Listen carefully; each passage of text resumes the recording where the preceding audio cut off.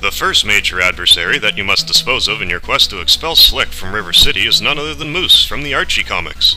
After a drunken bender, Moose woke up in River City. Moose, being a complete idiot, thought that Riverdale somehow became River City overnight. Slick told Moose that Alex and Ryan took over Riverdale and renamed it River City all in the span of one night. Moose, being enraged at the very thought of his beloved Riverdale being held captive by the nefarious Alex and Ryan, vowed revenge, and now he stands before you, ready to take back what he believes is rightfully his. Unfortunately for him, you will now toss his ass into a pit of spikes, resulting in his grueling demise. Next on your hit list is none other than Bonnie and Clyde's grandchildren, Benny and Clyde. Benny and Clyde are the local rapscallions who play by their own rules, not to be confused with the regular variety of scallion normally reserved for Chez Wallet's exquisite recipe of onion soup. Do not forget to use the Karma Jolt that you picked up at Jones's Pharmacy if necessary, as disposing of Benny and Clyde is an arduous challenge. However, if you come prepared and are able to divide and conquer, you shall emerge from the battle victorious. Upon defeat, be sure not to forget to collect their collective $7 worth of lunch money. After you dispose of the employees of the WSL Tire Factory, you must face the head foreman who goes by the name of Rocco. Rocco is not this gentleman's real name, but due to his fetish with rock music, he is referred to as Rocco by all. A little known fact about River City is that Rocco became foreman of the WSL Tire Factory to buy rock CDs from the CD sellers from Flatiron's Mall.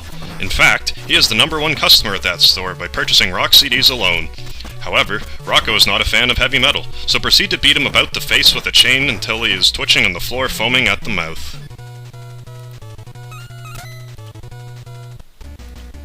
The reason that the zombie Blade chose to meet you in Sherman Park is mostly in part to Sherman Park, the founder of Sherman Park, layering the area with Martian dirts, which happens to give Blade the strength and speed of a real-life Martian. The only downside to the superpower is once his adversary steps somewhere which is not layered with Martian dirt, Blade becomes weakened with paralysis, allowing you to pummel him for every cent that he is worth. However, during his pilgrimage to become a member of the zombie gang, Blade came across the holy chain of Nabudis, an ancient relic of the fallen kingdom of Nebradia after defeating Helvenic. Helvenic, the enchanted demon who protects the hallowed halls in which the holy chain of Nabudis resides, informed Blade with his dying words that the holy chain of Nabudis contains magical powers which can only be activated on Martian soil. Blade, knowing that after becoming a zombie he intended to use Martian dirt to his advantage, couldn't believe his luck in finding such rare and enchanted item. Unfortunately for Blade, the only magic powers that the holy chain of Nabudis grants is that if he happens to drop it while an opponent is not standing on Martian dirt, he shall be drawn towards it, picking it up, where he once again becomes paralyzed. The moral of the story: never trust the dying words of a demon. Dumb shit. It shall be noted that Turk, another member of the nefarious zombie gang, is the only member of the zombies that does not use the power of Martian dirt to his advantage. You see, despite the fact that Turk is a no-good son of a bitch bastard, he does have a strong sense of honor when it comes to one-on-one battles to the death, which was instilled in him when he went on a vision quest to his native country of Turkey. While on this vision quest, Turk spoke to Arp Arslan, a legendary warrior of ancient Turkey. Mr. Arslan told Turk that if he is to continue his dream of becoming a legendary Turkish warrior of his own right, he must battle with the utmost respect for his opponent, meaning that he cannot use any form of battle enhancement that his voracious adversaries do not have the ability to use themselves. Otherwise, when the day comes that Turk passes on to the Netherrealm, Allah, the godlike being of Turk's religion, will punish him by giving him 70 of the most undesirable virgins that have ever graced Allah's green earth. Turk, being one to enjoy partaking in sexual relations with beautiful ladies, decided that having 70 of the most repulsive virgins in his sacred Netherrealm would not be a flavor of tea that he would enjoy tasting. This is very unfortunate for Turk because everybody knows Allah's not real. What a retard! After sending Turk to an early grave that does not involve anything closely resembling sex with virgins, vivacious or otherwise, our hero must now face Mojo, yet another member of the zombies. While not as big of a retard as his fallen comrade, Mojo is still massively retarded. You see, Mojo is not above using the coveted Sherman Park Martian dirt to gain advantage over everyone and everything. However, he is a big enough fuck-mook douche-waffle to leave pipes from the yet-to-be-erected River City Water Park laying around the battlefield for Ryan to hop up on and beat the sweet piss out of him using his newly acquired holy chain of Nabudis. If he was not such a big fuck-mook douche-waffle, he would have used his newly acquired Martian strength to dispose of these pipes, preventing Ryan from using any of his weaknesses against them. However, Mojo, being the fuck-mook douche-waffle that he is, has a huge superiority complex, hence why he battles you on this day with his eyes shut, and with pipes for you to have your way with him on. Although once you have ousted Mojo, absorb his bouncy $2.50 and continue about your merry way to save the city from ultimate destruction. Once you have gotten the better of Pilgrim Blade, Retard Turk, and Fuck Mook Douche Waffle Mojo as they should be lovingly referred to as, you battle the leader of the zombies, Thor. However, do not fret, this is not actually the god of thunder Thor of legend. Being the leader of the zombie gang, Thor also makes use of Martian soil, which is located at the bottom of this bottomless pit. Now initially it was believed that Martian dirt was only effective if the zombie was standing on the Martian dirt. However, this is not actually the case. As long as the Martian dirt is underneath the zombie and is on level ground with its adversary, the zombie in question will receive their power boost. Their weakness still applies, however, so you can pummel Thor's beautiful face in until he falls into the pit. Fortunately for Thor, the Martian powers allow him to survive the 800-foot drop to the soil below. Unfortunately for him, however, no one will ever be on even ground with him again, leaving him paralyzed at the bottom of the pit, leaving him to suffer for the rest of eternity. Serves the miserable little dink right for crossing our hero. If you watched my previous video detailing the sights of River City, you'll sure remember that this is where the tour ended, because you cannot enter River City High School until you defeat your next adversary, Ivan. Ivan, son of Hammerhead from the Spider-Man comic books, pays homage to his father by using a headbutt in combat.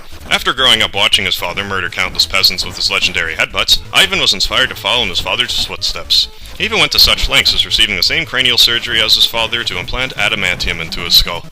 After a successful 72-hour surgery, Ivan Hammerhead now has a headbutt strong enough to stop a 1996 Chrysler Intrepid going 127 miles per hour dead in its tracks. Fortunately for our hero, he can simply whip Ivan in his fleshy face until it resembles ground beef. Now that you are cooking with gas, your next opponent on your hit list is Otis, a disgruntled school janitor and sports gym aficionado who gets mighty angry when you step on his clean gym floor with your muddy and bloody footwear. So be sure that you defeat him with only kicks, just to piss him off even more. You may have noticed that despite the fact that I told you to defeat Otis with your dirty feet, that I continued to lash Otis in the face with the holy chain of Nabudis. The reason for this is that if you have noticed, I have been doing a no-item run, which is the most difficult of all runs. Therefore I will murder Otis however I please. You know what they say. Do not do what I do what I say. And I say that when you encounter Otis for your own selves, kick him with your muddy spite boots. Believe me, I've kicked the shit out of Otis with my muddy spite boots on more than one occasion. It's a very satisfying experience. Once you've stomped a mud hole in Otis's anus and proceeded to walk it dry, do like you would do in any high school gym across the nation and proceed to jump up onto the pommel horse, up to the basketball net, and then up to the balcony so you can proceed to the next floor. Your next mission, should you choose to accept it, is against a rootin' tootin' Texas hooligan named Tex. If you happen to be a pansy-ass flower-wearing girly man, you are free to skip this battle if you choose. However, if you possess a pair of hairy testicles such as myself, then this boss battle is for you. Your main objective while engaging in combat with Tex is to sunder his tree branch and prevent him from regaining it, as is being demonstrated for you now. Tex, who happens to suffer from obsessive-compulsive disorder, must have wood in his hands at all times. So when you take wood from his possession, he must regain it or he believes the universe will implode. So use this strategy to your advantage, much like you would in a real-life situation against a person suffering from this wonderful condition. Before you know it, he will be metaphoric putty in your literal hands.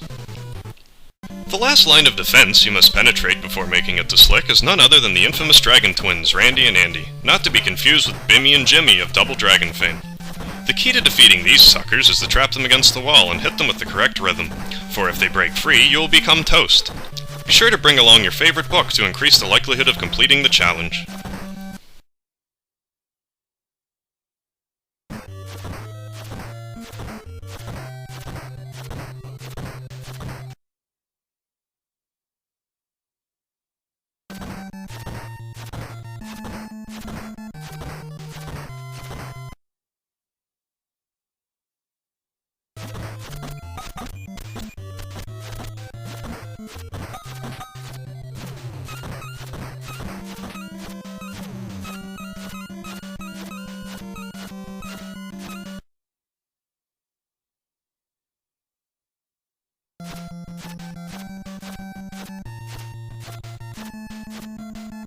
Once you emerge from your coma, proceed onto the rooftop of River City High School to face Simon, the cause of all your problems.